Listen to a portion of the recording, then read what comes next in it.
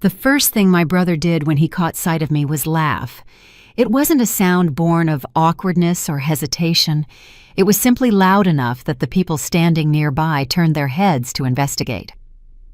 "You actually believe someone who spends their time collecting garbage belongs in a place like this?" he asked.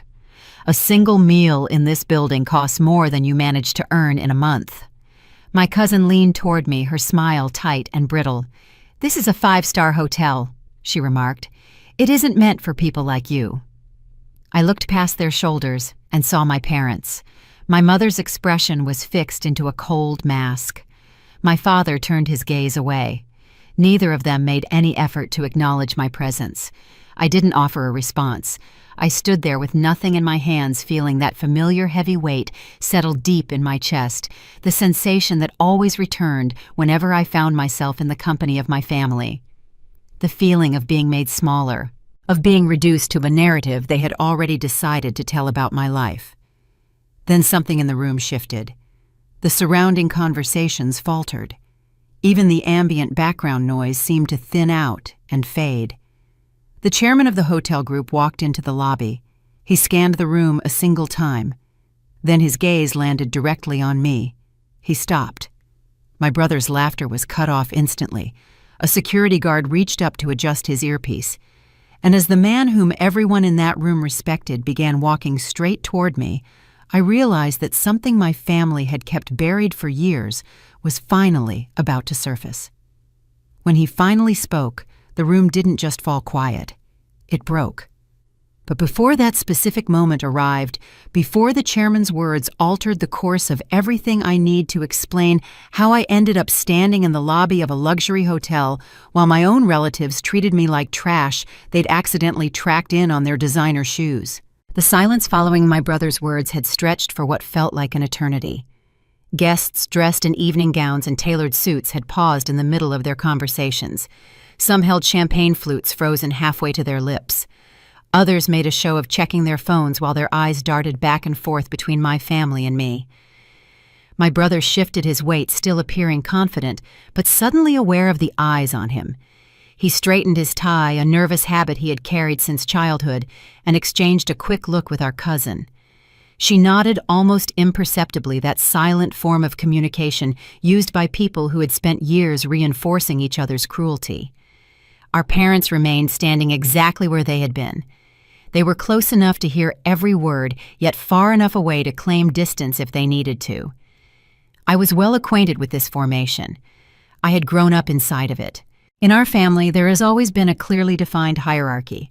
My brother Daniel was the golden child, the one who received the tutors, the networking connections, and the constant stream of encouragement. Every report card he brought home was treated as a celebration. Every minor achievement was held up as proof of his exceptional nature. Our parents invested in him as if he were their entire retirement portfolio, which in many ways he was expected to be. I was viewed as something else entirely. The second child, the daughter they hadn't planned for, the one who never quite managed to fit the narrative they wanted to project about their successful family. Where Daniel was lauded for his ambition, I was criticized for being too quiet. Where he was handed opportunities, I was told to remain realistic about my personal limitations. The math governing our childhood was simple. There was only so much attention, only so much money, and only so much love to go around. Daniel always got it first. I received whatever was left over, which was usually nothing at all. Any problem that happened to arise in our household had a convenient solution: blame the girl. Daniel failing a test. I must have distracted him. Money getting tight. I was the extra expense they hadn't bothered to budget for. Family arguments. I was simply too sensitive, too difficult, too much. By the time I reached 18, I understood my role perfectly. I was the scapegoat, the cautionary tale, the child they pointed to whenever they wanted Daniel to appreciate exactly how good his life was. The final break occurred during my second year of college. I'd been working 2 separate jobs to pay for my own tuition, while Daniel received his allowance in full. I came home for winter break, only to find my childhood bedroom had been converted into a home office. My belongings were packed into garbage bags in the garage. When I asked my mother about the change, she merely shrugged. "Daniel needed the extra space for his home business," she said. "You're barely ever here anyway." I looked toward my father for some kind of support. He simply turned up the volume on the television. That night, I packed those garbage bags into my used Honda and drove back to my campus. I didn't ask if I could stay. I didn't ask for any help. I already knew the answer to both of those questions. The rumor that I'd become a garbage collector began about a year later. I'm not entirely sure who started it, most likely my cousin, who had always been Daniel's most loyal supporter. By then, I had stopped calling home. I'd stopped asking for anything. To them, I had simply vanished into whatever life they assumed someone like me would inevitably end up living. They never bothered to find out what had actually happened to me. Now here I was, standing in the lobby of the Grand Pinnacle Hotel during their exclusive year-end gala. My family had been invited because of Daniel's connections. He'd made a point of networking his way into specific circles over the last decade. This event was the kind of thing he lived for, a chance to be seen, to be admired, and to prove that he belonged among the wealthy and the powerful. They had no idea why I was in the room. Daniel had mentioned the dress code in his mocking comment, and he wasn't wrong that I looked different from the other guests. My dress was simple, dark, and well-fitted, but lacking the designer labels everyone else seemed to be wearing. I didn't have diamonds around my throat or a clutch worth more than most people's monthly rent. What I had was something else entirely. Something none of them knew about. The chairman was still making his way across the lobby.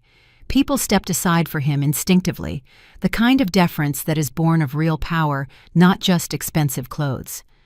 I watched my brother's expression change as he tracked the chairman's path. The confidence was still visible, but something else had crept in. Confusion, perhaps, the first faint hint of uncertainty. My cousin noticed it as well.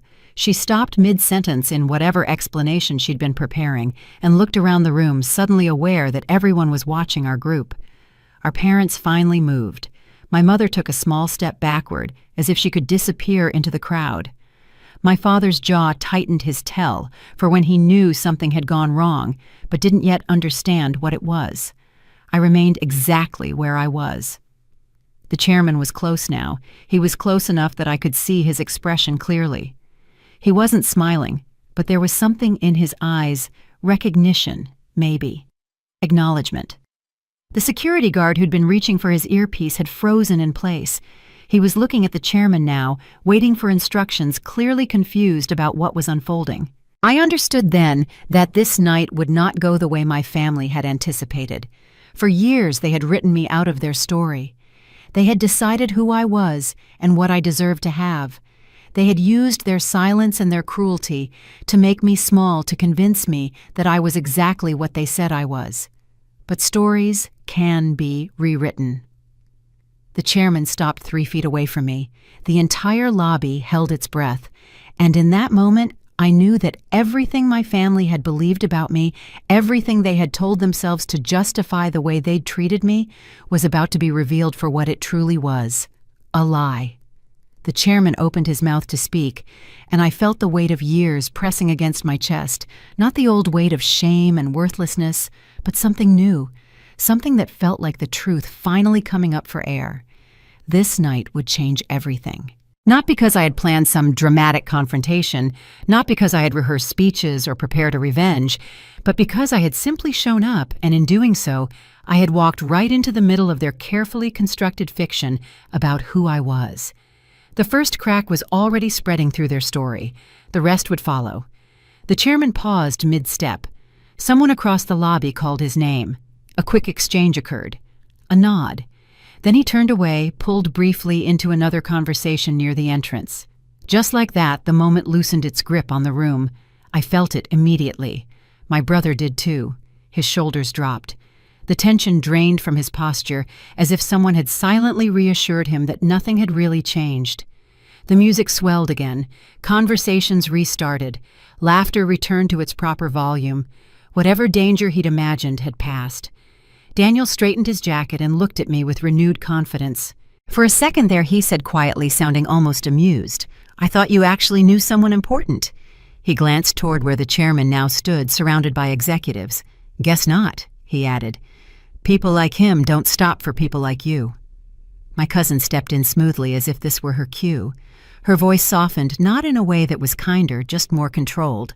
"Look," she said, lowering her tone the way people do when they want to sound reasonable.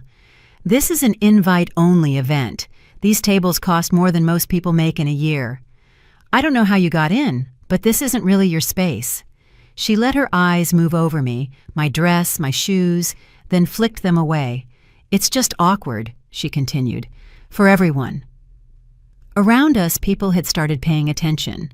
Not openly, not obviously, but enough. A woman nearby slowed her conversation.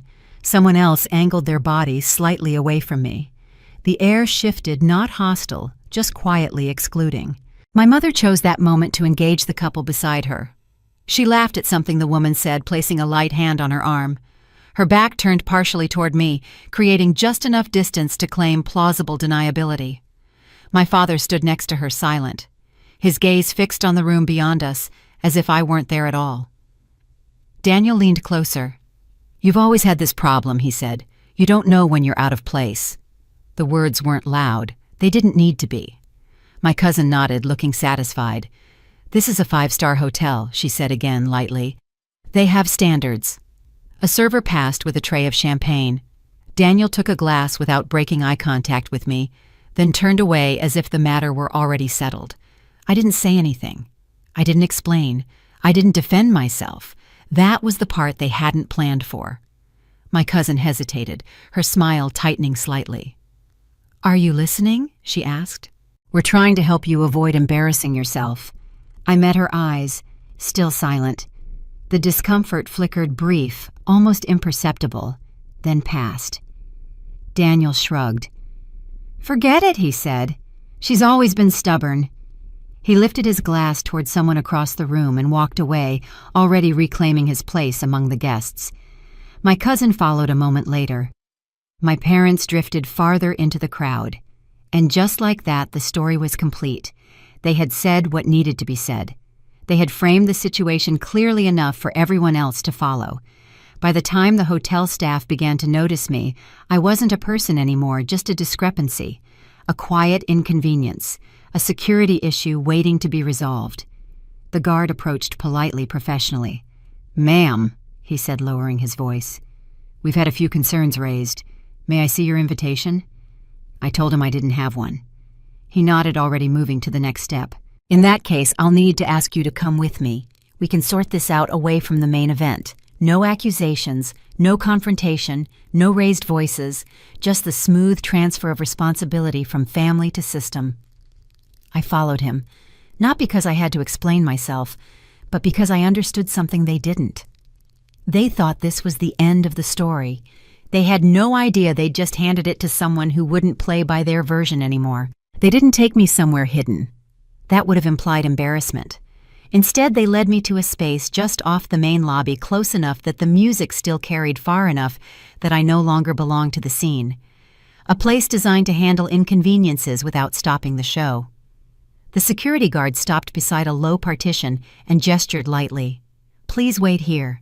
His voice was calm, neutral, the voice of someone following instructions rather than making decisions. I stood where he indicated. He took a step back, not away just enough to establish distance, observation without engagement. Through the gaps in the partition, the gala continued uninterrupted. Laughter rose and fell, glasses clinked. People leaned in toward one another, their conversations flowing as if nothing had happened at all. Time moved differently there. A few minutes passed before anyone else approached. She came from the direction of the concierge desk, tablet in hand, posture straight. Her blazer carried the hotel's insignia. Her expression was carefully composed, the kind worn by people trained to manage situations without absorbing them. "Good evening," she said. "I'm with event coordination." She didn't ask how I was. She didn't ask what had happened. Her eyes dropped to the screen in her hands. "There seems to be an issue regarding your presence at this event," she continued. "May I have your name?" I gave it. She typed, paused, scrolled. Then she tried again, slower this time. "I'm not seeing your name on our guest list," she said. "Were you invited as a guest of another attendee?" "No." She nodded as if that settled the matter. "This is a private function," she said. "Attendance is limited to registered guests. We're responsible for maintaining a certain standard of comfort for everyone here." The sentence landed cleanly, efficiently, like a form being completed. "I'll need to ask you to step away from the event area." Behind her, the guard shifted his stance, not closer, just enough to make it clear that movement had been anticipated. "There is also the option to wait," she added, glancing at her tablet. "We can conduct further verification, though it may take some time." She didn't say how long. She didn't have to. Through the partition, I could see my brother now. He was laughing with a small group near the entrance, his body turned fully away from where I stood. My parents were seated at a table farther inside, heads inclined toward each other, absorbed in conversation. No one was looking for me. The coordinator followed my gaze briefly, then returned her attention to the screen. To avoid disrupting the event, she said we recommend using the side exit. Avoid disrupting. As if I were interfering, as if my presence were static in an otherwise smooth transmission. I didn't argue. I didn't ask for clarification. That seemed to unsettle her more than resistance would have. "These procedures are standard," she added almost reflexively. "They exist for a reason. Policy, procedure, reason. Words that removed responsibility from outcome. I was no longer a person being addressed. I was a condition being resolved." The guard's radio crackled softly. He turned his head, listened, then responded in a low voice. "Yes." Near the concierge. The coordinator straightened slightly. Her grip on the tablet tightened. Something in the atmosphere shifted, not emotionally, but structurally. The background noise didn't fade, but it redirected like attention being pulled by gravity rather than sound. People moved aside in the lobby. The coordinator noticed it a half-second before I did. She looked up. The chairman was approaching. He wasn't in a hurry.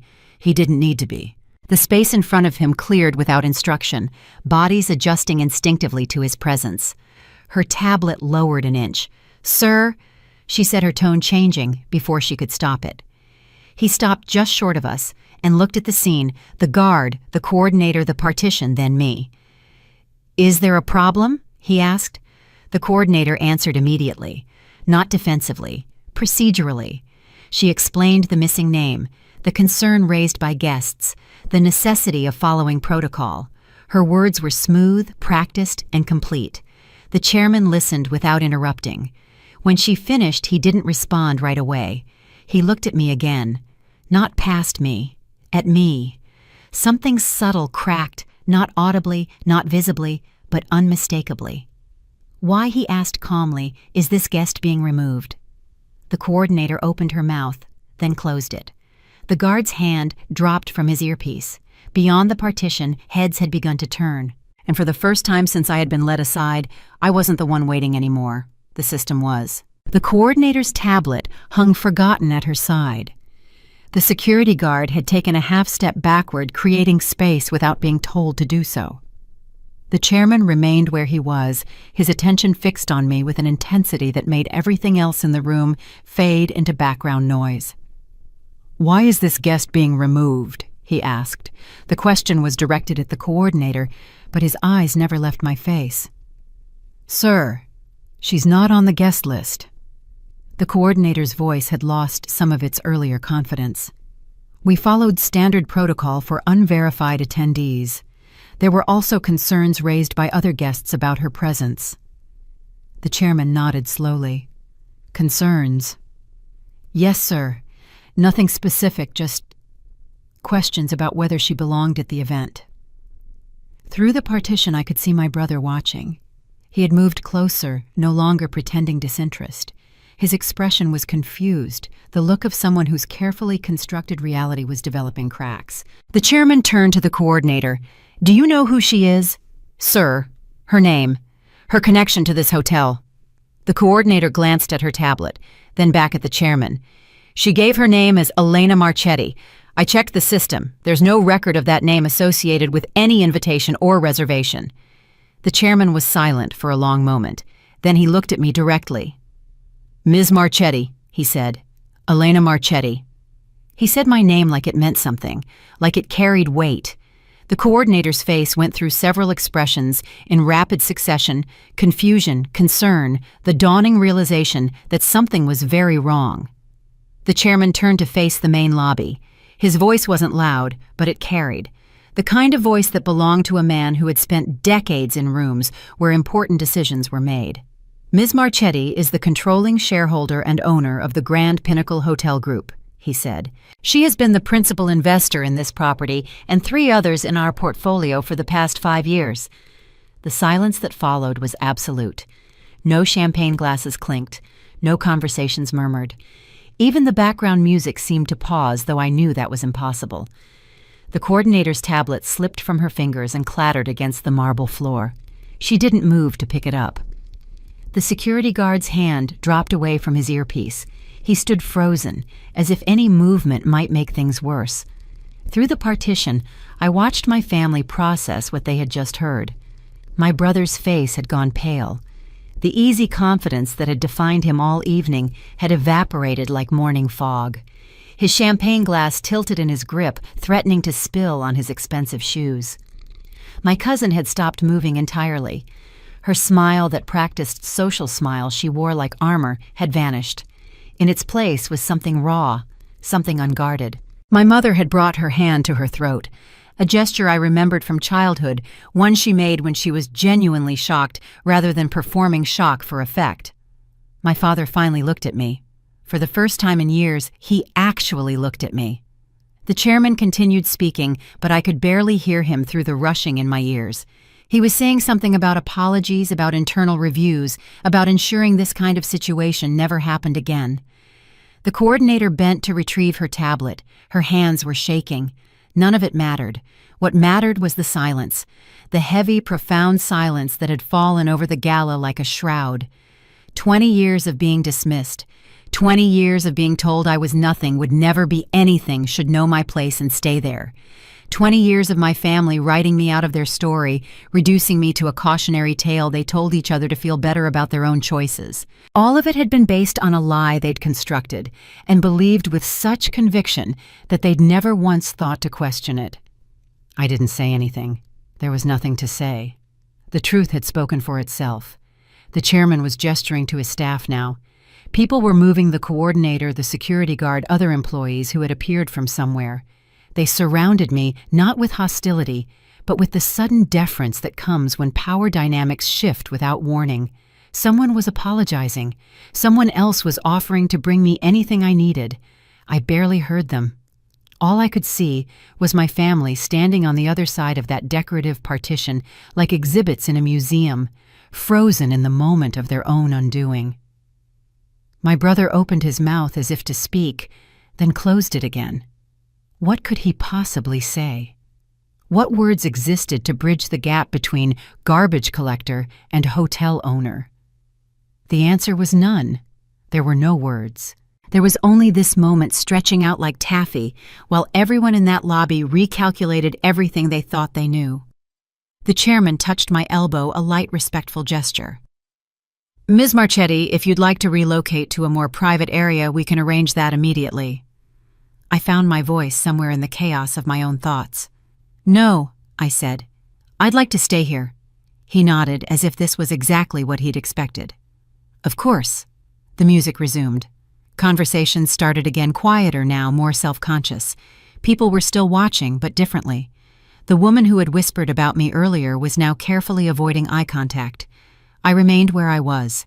Not because I wanted to gloat, not because I needed to see my family suffer, but because for the first time in my life, I was standing in the center of a room instead of being pushed to its edges, and I wasn't going to give that up just because other people were uncomfortable.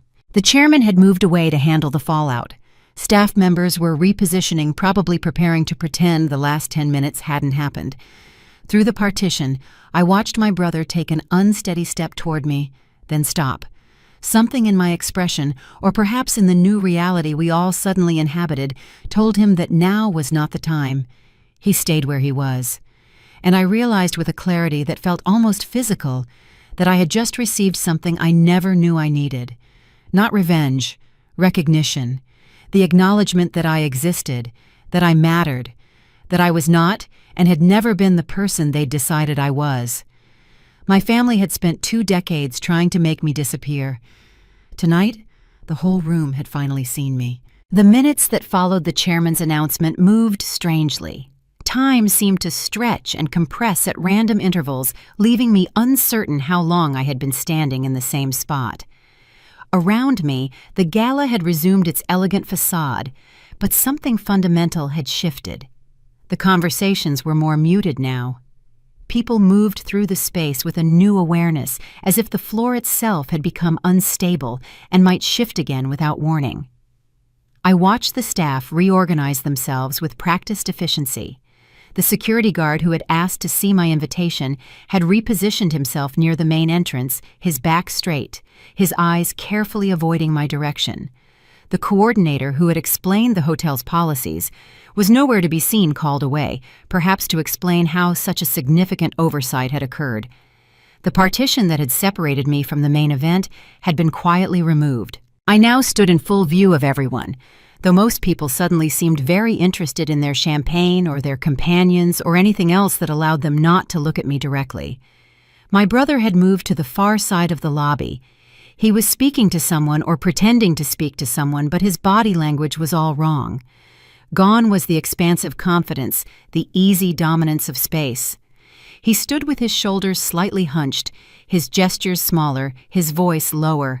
When he laughed at something, his companion said the sound was forced, a performance that had lost its audience. My cousin had attached herself to a group near the hors d'oeuvres table. She was talking quickly, her hands moving in that way they did when she was nervous. The people around her were polite but distant, smiling, without warmth, nodding without engagement. The invisible rankings that governed events like this had been reshuffled, and everyone was still figuring out where they stood. Whoa. I saw one of her acquaintances glance toward me, then back at my cousin. A quick calculation behind the eyes. Then she excused herself from the group and walked away. My cousin was left standing alone with her plate of untouched appetizers. My parents had retreated to a corner near the coat check. They weren't speaking to each other, just standing side by side in that particular silence of long-married couples who have nothing left to say. My mother kept smoothing her dress, adjusting her hair, touching her earrings, small, repetitive movements that betrayed the chaos beneath her composed exterior. My father looked older than I remembered, smaller. His eyes kept moving around the room, never settling, never resting on anyone for more than a moment. I realized with a start that he was looking for allies, searching for someone who might still treat him with the deference he was accustomed to. He didn't find anyone. The chairman had moved through the crowd, speaking briefly to various guests. I noticed the conversations that paused when he approached, the way people leaned in to catch every word. Whatever he was saying, it was spreading through the room like ripples in a pond. A server approached me with a tray of champagne. "Ms. Marchetti," she said. Her voice was different from the voices that had spoken to me earlier, warmer, more attentive. "Can I get you anything?" I took a glass. "Thank you." She smiled a genuine smile, not a service industry performance, and moved away. I stood there with my champagne and watched the gala continue around me. The music played, the lights sparkled, people ate and drank and talked about whatever people at luxury events talk about. But something had fundamentally changed. The laughter was different now, quieter. Be more careful. People weren't sure anymore who they were laughing with and who they might be laughing at. My brother attempted to join a conversation near the main bar. I watched him approach a group of men in expensive suits, the kind of men he'd spent his whole adult life trying to impress. He said something. One of the men nodded. Another checked his watch. Then one by one they found reasons to drift away. Daniel was left standing alone at the bar, his drink untouched, his confidence visibly draining. A woman I didn't recognize approached me. She was older, elegantly dressed, with the kind of careful grooming that suggested both money and attention to detail. "I hope you'll forgive my intrusion," she said. "I'm Helen Fairbanks. I sit on the hotel's advisory board."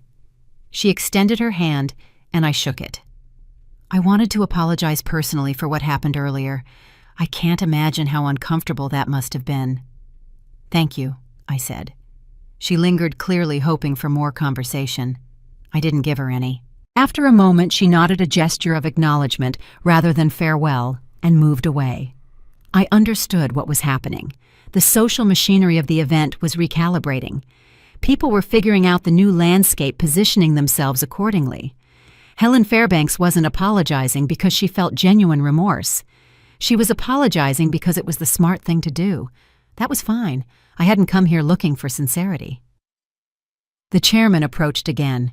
He had a way of moving through crowds that parted people without seeming to push them, the kind of presence that came from decades of authority. "The program will resume shortly, Pat," he said. "The presentation, the awards. I'll be making some remarks." He paused. "I wanted to give you the option of being acknowledged publicly if you'd like, or we can handle things more quietly. It's entirely your preference." I thought about it. "Quietly," I said. He nodded, as if this was the answer he'd expected. "Of course." He moved toward the stage area where someone was testing a microphone. I found myself alone again, which was exactly what I wanted. From across the room, my brother caught my eye. For a moment, we just looked at each other. There was no mockery in his expression now, no condescension, just a kind of bewildered incomprehension, like a man who had woken up in a world that operated by entirely different rules than the one he'd gone to sleep in. He looked away first. The formal program began. People took their seats at the white-clothed tables. The chairman made his remarks gracious, professional, without any mention of the evening's earlier drama. My family sat at their assigned table near the middle of the room. From where I stood, I could see the empty spaces around them, chairs that might have been occupied by people who had suddenly found reasons to relocate. The awards were presented, speeches were made. Everyone clapped at the appropriate moments. But something had changed that couldn't be changed back, and everyone in that room knew it. The gala ended with the usual rituals of farewell. Handshakes and air kisses, promises to call the general drift toward coat checks and waiting cars. The hotel staff moved efficiently through the space, already beginning the work of transformation, clearing glasses, straightening chairs, erasing all evidence that anything remarkable had occurred. I remained where I was, watching the crowd thin. My family did not leave with the others. I saw them lingering near the entrance, engaged in what appeared to be an intense discussion. My mother's hands moved rapidly as she spoke. My father stood with his arms crossed, his jaw tight. Daniel had his phone out, but wasn't looking at it, just holding it, as if the familiar object might provide some kind of anchor. My cousin had disappeared at some point during the program. I hadn't noticed her leaving. The chairman approached me one final time. "Your car is ready whenever you'd like," he said. "Or if you prefer to stay, I can arrange a suite." "Thank you," I said. "I'll leave soon." He nodded and withdrew, understanding that his presence was no longer required. The lobby was nearly empty now. Just hotel staff, a few lingering guests, and my family still clustered near the door like they were waiting for something. They were waiting for me. I finished my champagne, my second of the evening, and set the glass on a nearby table. Then I walked toward them. Daniel saw me first. He straightened, pushing off from the wall he'd been leaning against. His expression was difficult to read, a complicated mixture of emotions he was clearly still struggling to process. My mother stopped talking. My father uncrossed his arms. We stood there in silence for a moment, the four of us, like strangers who had accidentally found themselves at the same bus stop. Daniel spoke first. "Can we talk?" His voice was different. The arrogance was gone, replaced by something that might have been genuine uncertainty. It didn't suit him. He'd never had to be uncertain about anything in his life. "Talk about what?" I asked. He glanced at our parents, then back at me. "This. Everything. I think—" He paused, struggling. "I think there's been some kind of misunderstanding." The word landed between us like a stone. Misunderstanding. As if 20 years of dismissal and contempt could be explained away as a simple communication failure. I didn't respond. I just waited. My mother stepped forward. Her face had rearranged itself into an expression of maternal concern that I recognized from my childhood, the one she used when she wanted something from me. "Sweetheart," she said. "We had no idea about any of this. You have to understand, we thought—" She trailed off, unable to finish the sentence. What had they thought? that I was collecting garbage, that I had failed at everything and was living in some kind of poverty-stricken obscurity, that their predictions about my worthlessness had been proven correct. Yes, that was exactly what they had thought. "We're family," my father said. It was the first time he'd spoken directly to me all evening. His voice was gruff, uncomfortable. "Whatever happened before, we can work it out. That's what families do." I looked at him, really looked perhaps for the first time in years. He was older than I remembered, more diminished. The man who had once seemed so powerful, so capable of determining my entire worth with a single dismissive glance, was just a tired man in an expensive suit, standing in a hotel lobby he couldn't afford. "What exactly are you suggesting we work out?" I asked. The question seemed to catch them off guard. They had expected me to be grateful, I realized, to be relieved that they were finally acknowledging me, finally offering to include me in the family again. "Everything," my mother said. "We can go somewhere, sit down, talk properly, clear the air, start fresh." Start fresh. As if the past could be erased with a conversation and a few carefully chosen words. "It's late," I said. "I'm not interested in having a family discussion in a hotel lobby." Daniel's jaw tightened. "Then when tomorrow we can come to you, whatever works." I studied with him. My brother, the golden child, offered to come to me, to accommodate my schedule, my preferences. It was such a reversal of everything I'd known that I almost laughed. "I don't think so," I said. The silence stretched. "What do you mean?" My mother's voice had lost some of its warmth. "We're trying to make things right here." "Are you?" The question hung in the air. No one seemed to know how to answer it. "We didn't know," Daniel said again. "If we had known—" "If you had known what?" I interrupted. "That I wasn't collecting garbage, that I had money, that I owned this hotel." I shook my head. "What difference would that have made?" He opened his mouth, then closed it. That was the answer, of course. If they had known I was successful, they would have treated me differently. Not because they regretted the way they'd treated me, but because wealth and power commanded a different kind of respect, the same respect they were trying to show me now.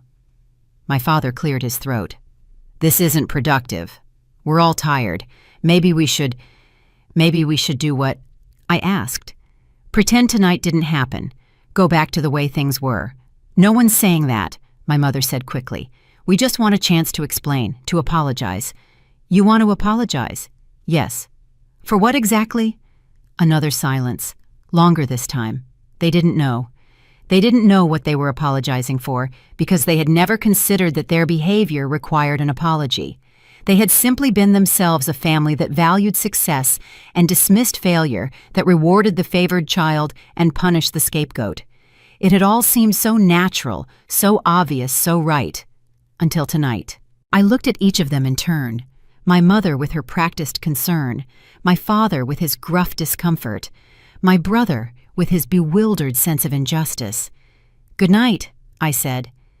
I walked past them toward the entrance where my car was waiting.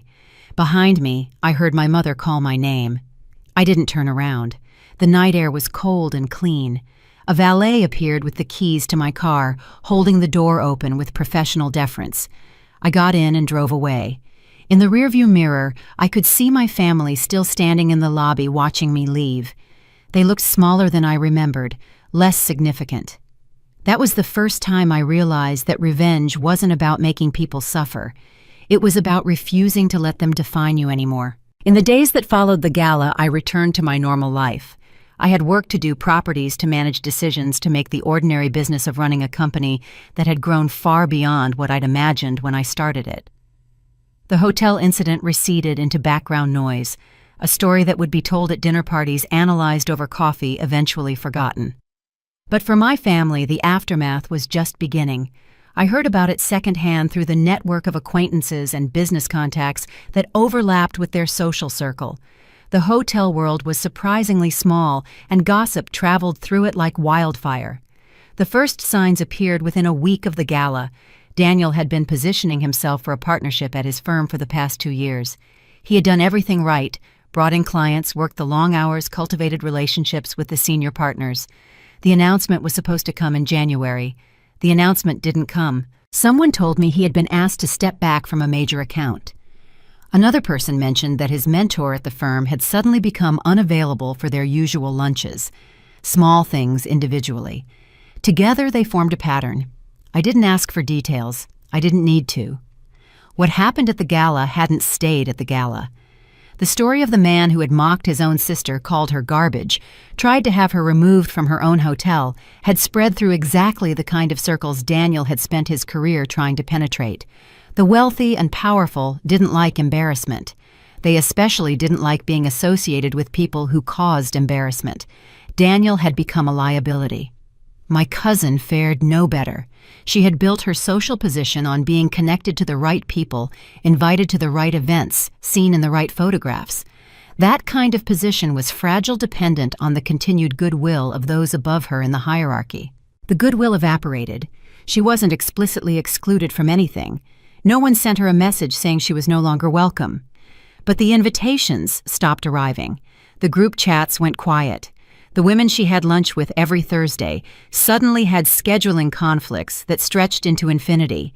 Social death by 1,000 small cuts. My parents experienced something subtler but perhaps more painful. They had spent decades building a reputation in their community, respected members of their church, regular attendees at neighborhood functions, the kind of people who served on committees and organized charity events.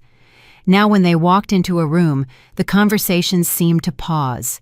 People were polite, but there was a new distance in their interactions, a cautiousness that hadn't been there before. Someone must have talked, maybe several people. The story had made its way through the networks that connected hotel guests to church members to neighborhood committees, transformed and embellished along the way. The details varied depending on who was telling the story. But the core remained the same, the family that had treated their own daughter like garbage, only to discover she was more successful than all of them combined. It was a story that people enjoyed telling. It had everything: drama, irony, comeuppance, the kind of moral clarity that real life rarely provided. My family had become characters in someone else's narrative. I didn't participate in any of this. I didn't call anyone to share my side of the story. I didn't post anything online or grant any interviews. I simply continued with my life, making decisions about my business, meeting with my staff, doing the work that had built everything I had. The silence was its own kind of power. Every day that I didn't defend myself, didn't explain myself, didn't engage with the drama swirling around my family, the story grew stronger. My absence became proof of my dignity. My refusal to participate became evidence of my character. Meanwhile, my family scrambled to control a narrative that had already escaped them. Daniel tried to reframe what had happened at the gala. It was a misunderstanding, he told people. Family tensions, nothing serious. He and his sister had already reconciled. Everything was fine. But everything was not fine, and everyone knew it. My cousin attempted a different approach, leaning into the drama, positioning herself as the wronged party somehow. She dropped hints about childhood rivalries, about jealousy and resentment, about the damage that success could do to family relationships. It didn't work. People saw through the performance. My parents retreated into a silence of their own. They stopped attending the social functions they had once dominated. They stopped volunteering for committees.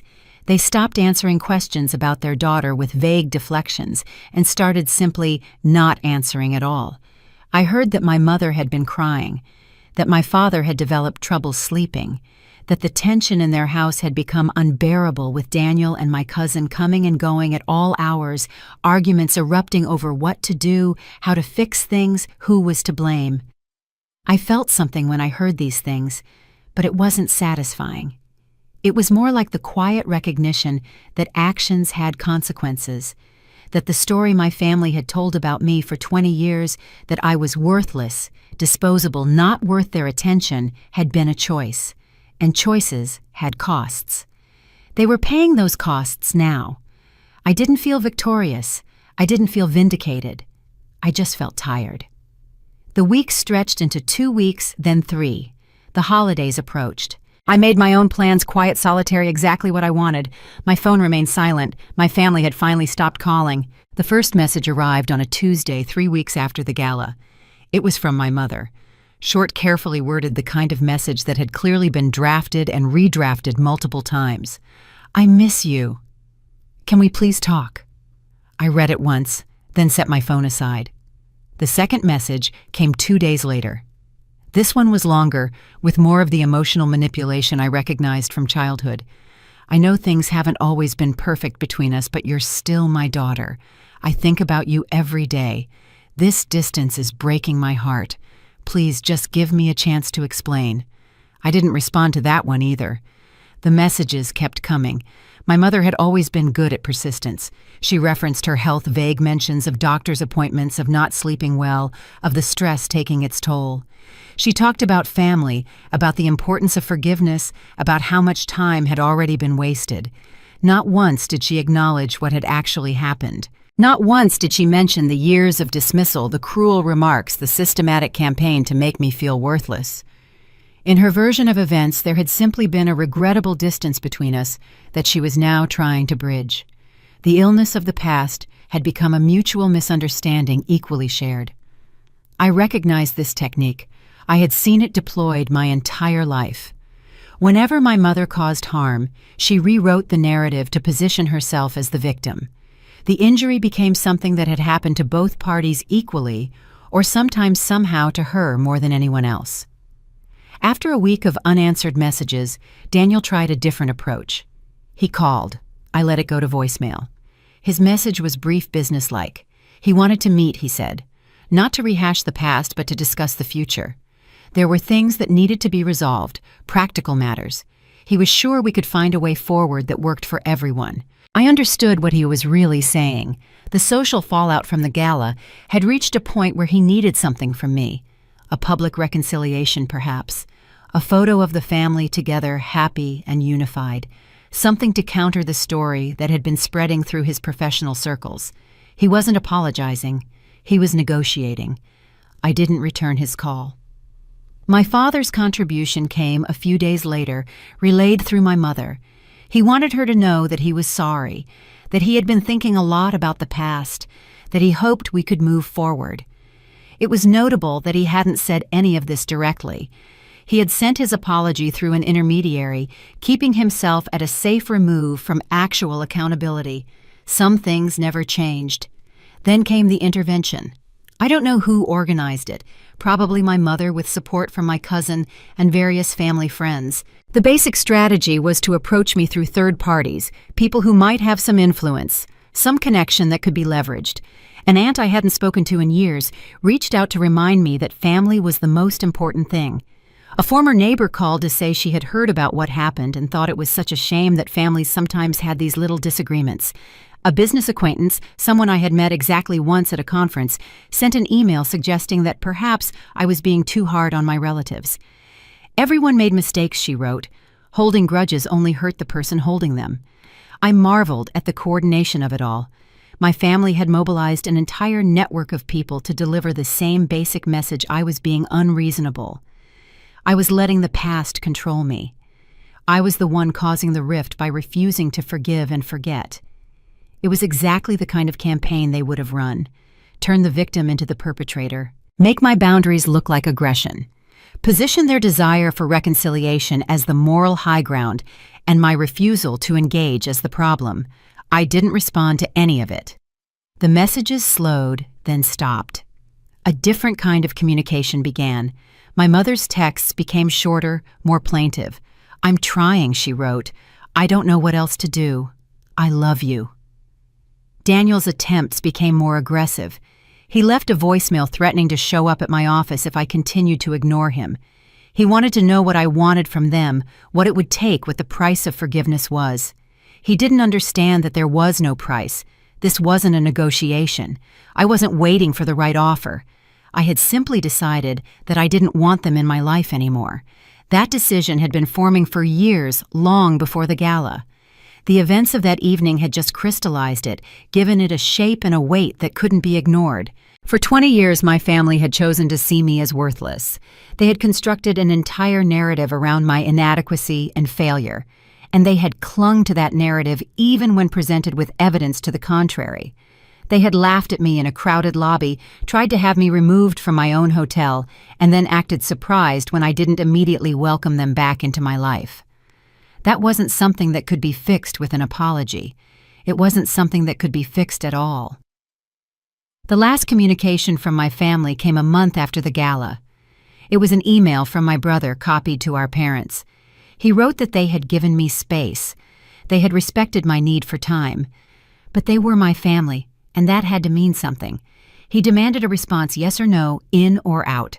They needed to know where they stood. I read the email twice. Then I typed a single word, no, and I moved on. The consequences when they came were precise. I learned about them the way I had learned about everything else through the quiet network of professional contacts that connected my world to my family's. Not gossip exactly, just information. The kind of information that people shared when they thought it might be relevant. Daniel lost the partnership. The announcement came in late January, exactly when he had expected to be celebrated. Instead, he received a meeting with the senior partners, a closed-door conversation that lasted 45 minutes and ended his trajectory at the firm. They didn't fire him. That would have been too direct, too actionable. Instead, they restructured his role, reassigned his clients, and reduced his visibility. They made it clear in the way that corporations make things clear that his future with the firm had reached its ceiling. He resigned 2 weeks later. I heard he was looking for new positions, reaching out to contacts, trying to leverage relationships he had built over a decade of careful networking. But the networking world had a long memory. The story of the gala had become attached to his name like a shadow. Potential employers who researched him found the association unavoidable. Some doors once closed did not reopen. My cousin's social collapse accelerated. She had built her identity on being invited, being included, being seen at the right events with the right people. When those invitations stopped, she had nothing to fall back on. I heard she had tried to organize her own events, small gatherings, intimate dinners, the kind of things that might rebuild her social capital slowly. But the people she invited had excuses. Scheduling conflicts, prior commitments, the polite evasions that communicated without saying directly that she was no longer worth the time. She moved away eventually. Somewhere in Arizona, I think. A fresh start in a place where no one knew the story. My parents' decline was slower but more complete. They had spent 30 years building a life in their community, a house they were proud of, a church where they were known, a network of neighbors and friends who saw them as successful, respectable, admirable. All of it rested on reputation. And reputation, once damaged, was nearly impossible to repair. The church friends stopped calling. The neighbors became polite but distant. The invitations to community events dried up. My parents found themselves increasingly isolated in the house they had once shown off to everyone who would look. I heard my father had tried to reconnect with old colleagues, people from his working years, who might not have heard the story. But everyone had heard the story. In the age of social media and instant communication, there was no escape from the narrative that had attached itself to their name. The parents who had thrown away their daughter. The family that had mocked her in public, the people who had chosen cruelty and been rewarded with consequences. It was the kind of story that stuck. I didn't orchestrate any of this. I didn't make phone calls or send emails or pull strings behind the scenes. I simply lived my life, ran my business, and let the consequences unfold on their own. That was perhaps the most remarkable thing. I had done nothing to my family. I had simply stopped protecting them from themselves. For years, my absence from their lives had shielded them from scrutiny. No one had asked difficult questions about their missing daughter because I wasn't around to prompt those questions. They had been free to tell whatever story they wanted, and the story they told made them look good. Now I was visible. Now people know the truth. And the truth was harder to spin than fiction. My mother tried one more time to reach me. She showed up at my office building, waited in the lobby for 3 hours, and was eventually escorted out by security. I wasn't there that day. I was at a different property dealing with normal business concerns. But I heard about it afterward. She had been crying, my receptionist told me. She had begged to see me just for a few minutes, just to explain. I felt something when I heard that. Not satisfied. Something more like grief. The mother I had wanted, the one who would have protected me, believed in me, loved me unconditionally, had never existed. The woman crying in my lobby was a stranger wearing my mother's face, a person I had never really known, and who had never really known me. There was no reconciliation possible because there was nothing to reconcile. We hadn't had a relationship that went wrong. We had never had a relationship at all. That was the truth that hurt most. Not that my family had treated me badly, but that they had never seen me clearly enough to treat me any particular way. I had been a symbol to them, first of their burdens, then of their failures, then of their potential redemption. Never a person, just a role in their story. I was done playing roles. Spring has come. The anniversary of the Gala passed without acknowledgement. Life continued. My family still existed, somewhere struggling, rebuilding, probably telling themselves a version of events that made them the victims. I didn't know the details, and I didn't seek them out. What I knew was this: the consequences they faced were not punishments I had imposed.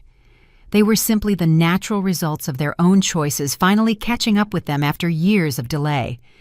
That was how justice worked sometimes. Not dramatic confrontations or tearful apologies, but the slow, steady accumulation of cause and effect. They had planted seeds for 20 years. Now they were harvesting what they had grown. The request for a meeting arrived through my assistant with a note of desperation that was impossible to mask. Daniel promised it would be brief, essential, and mutually beneficial. I didn't reply immediately. I let his name sit in my inbox for 3 days, watching it lose its power to provoke even a flicker of anxiety in me.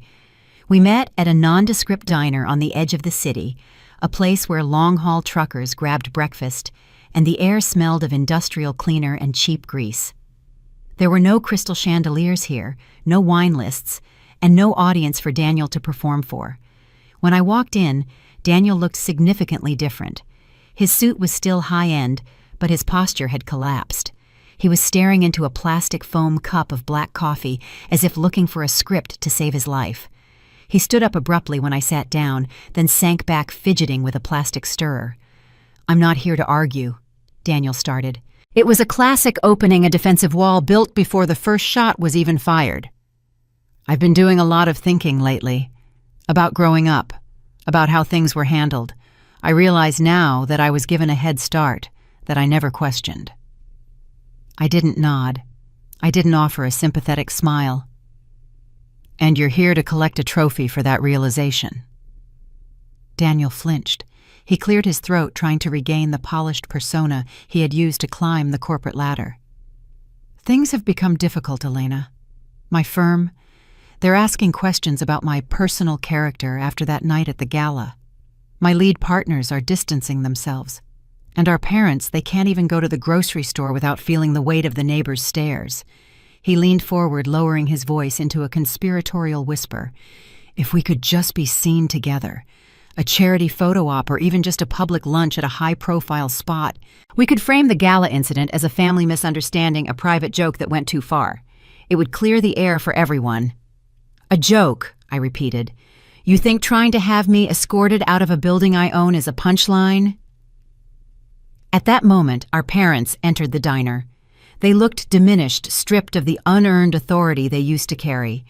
My mother reached out to touch my arm, but I subtly shifted my chair, maintaining a distance that was quiet but absolute. My father stood behind her, his eyes darting around the gritty interior of the diner with obvious distaste. "We just want to understand why you're being so cold," my mother said, her voice trembling in that practiced way that used to make me feel guilty. "The family reputation is in tatters. People who used to invite us to every board meeting now look the other way." "The public isn't judging me," I said calmly. "They are judging the truth of how you treated me. You aren't worried about the rift. You're worried about the optics." My father spoke up, his voice gravelly and strained. "Is a simple public appearance too much to ask? We are family, Elena. Blood is thicker than water." "Blood doesn't mean much when you used it to write me out of your life for 20 years, I replied, placing my own coffee money on the table. I didn't want them to pay for so much as a drop of water for me. Daniel's hand tightened around his foam cup until it buckled. "You're being incredibly selfish. You'd let my career and our parents' dignity go up in flames just to nurse a grudge. I looked him directly in the eye. I'm not burning anything down, Daniel. I'm simply refusing to provide the water to put out a fire you started yourselves. You don't want a relationship, you want a PR campaign, and I'm not for sale. I stood up and walked toward the door. I didn't look back to see if they were following. Behind me, there was only the silence of 3 people realizing that the one person they had spent a lifetime diminishing was finally irrevocably out of their reach. A month passed after the diner meeting. Then 2. The digital noise from my family, the frantic texts from Daniel, and the manipulative emails from my cousin gradually faded into a flat, heavy silence. It wasn't the aggressive silence they used to punish me with when I was a child. This was the silence of people who had run out of cards to play. I threw myself into the expansion of the Marchetti Group. We were eyeing a new property in Seattle, and the due diligence required my full attention. My days were filled with architectural blueprints, revenue projections, and meetings with city officials. In this world, the rules were clear.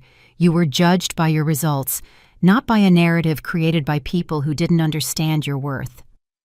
One evening while staying in the penthouse of the Grand Pinnacle, the landline in my suite rang. It was late past 11:00 p.m. I looked at the caller ID. It was a local hospital in our hometown. I picked it up. It wasn't about an accident or a tragedy. It was my mother. She had been admitted for a stress-related episode. The nurse on the other end was professional but curious, likely wondering why the primary contact on the emergency form sounded so distant. "She's asking for you," the nurse whispered. "She's been calling your name since she was admitted." I thanked the nurse and hung up. I didn't rush to the airport. I didn't feel a surge of panic. Instead, I felt a quiet clinical observation of the situation. My mother had spent decades using her health as a tether to pull people back into her orbit. An hour later, a voicemail appeared on my personal phone. I played it while looking out at the city skyline. She didn't sound like the woman who had stood in the lobby a year ago mocking my simplicity. She sounded brittle. The arrogance had been stripped away, leaving only a hollow, vibrating fear. "Elena," she began, her breath hitching.